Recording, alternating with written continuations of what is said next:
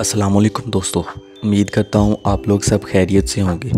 अगर आप एफएससी या मैट्रिक की क्लास में पढ़ते हैं और आपने एग्ज़ाम देने हैं और आपको पेपर अटैम्प्ट करने का नहीं पता, तो यकीन मानिए ये वीडियो आप ही के लिए है। कहीं मत जाइएगा, वीडियो को लास्ट तक देखिएगा, ये आपके लिए बहुत हेल्पफुल साबित होगी। अगर वीडियो अच्छी लगे इसे लाइक, कमेंट, सब्सक्राइब और शेयर ज़रूर कीजिएगा। सबसे पहले बात करते हैं मटेरियल रिक्वायर्ड जो हमें पेपर में चाहिए होता। सबसे पहले हमें स्केल, फिर ब्लू मार्कर, फिर हमें जो है वो ब्लैक मार्कर, फिर उसके साथ हमारे पास ब्लैक पॉइंटर होना ज़रूरी है और फिर लास्ट पे हमारे पास जो है वो बॉल पॉइंट। इन सब का होना पेपर में इंतहाई ज़रूरी है। सबसे पहले आपने ब्लू मार्कर के साथ पेपर के फ्रंट पेज पे सब्जेक्टिव पार्ट 1 लिखना होता है, क्योंकि ये पेपर का सब्जेक्टिव पार्ट होता है और आपने जो है वो ऑब्जेक्टिव मीन एमसीक्यूज़ वाला क्वेश्चन नंबर 1 जो है वो पहले अटैम्प्ट कर लिया होता है, क्योंकि बोर्ड में जो एमसीक्यूज़ होते हैं वो सबसे पहले दिए जाते हैं और ऑब्जेक्टिव पार्ट जो सब्जेक्टिव पार्ट होता है वो बाद में दिया जाता है। तो आपने सबसे पहले सब्जेक्टिव पार्ट 1 और उसके नीचे जो है वो शॉर्ट क्वेश्चन की हेडिंग देनी होती है और फिर हमने क्वेश्चन नंबर 2 लिखना होता है, क्योंकि ये क्वेश्चन नंबर 2 जो है वो सब्जेक्टिव का पार्ट होता है। तो हमने जो है वो ब्लू मार्कर का अब यूज़ कर लिया। अब हमने ब्लैक मार्कर और स्केल के साथ नीचे लाइंस लगानी है ताकि इनकी खूबसूरती जो है वो ज़्यादा से ज़्यादा निखर के सामने आए।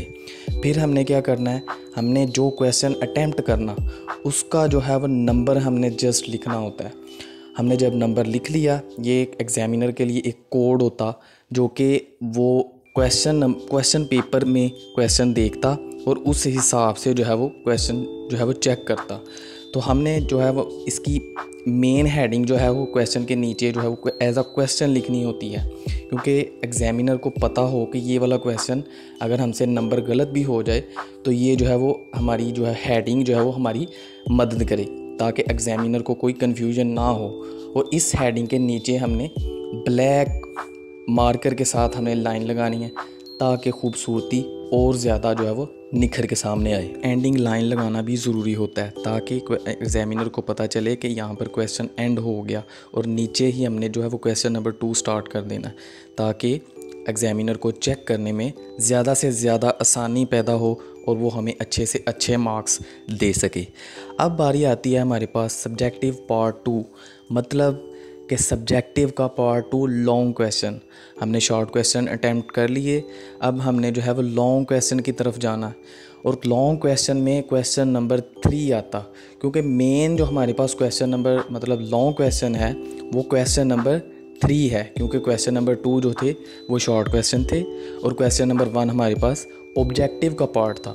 अब ये सब्जेक्टिव का पार्ट क्वेश्चन नंबर 2 है, तो हमने इसी तरह जो है वो हमने हेडिंग देना होती और उनके नीचे इसी तरह जैसे हमने शॉर्ट क्वेश्चन की हेडिंग में जो है वो लाइंस लगाई, इसी तरह हमने यहाँ पर भी लगानी और क्वेश्चन का नंबर उसी तरह लिख के हमने जो है वो मेन हेडिंग जो है वो लिख देनी होती है। मिसाल के तौर पे यहाँ पे हम अगर लॉन्ग क्वेश्चन अटैम्प्ट कर रहे हैं मुस्लिम साइंटिस्ट, तो हमने सिर्फ मुस्लिम साइंटिस्ट की हेडिंग देनी।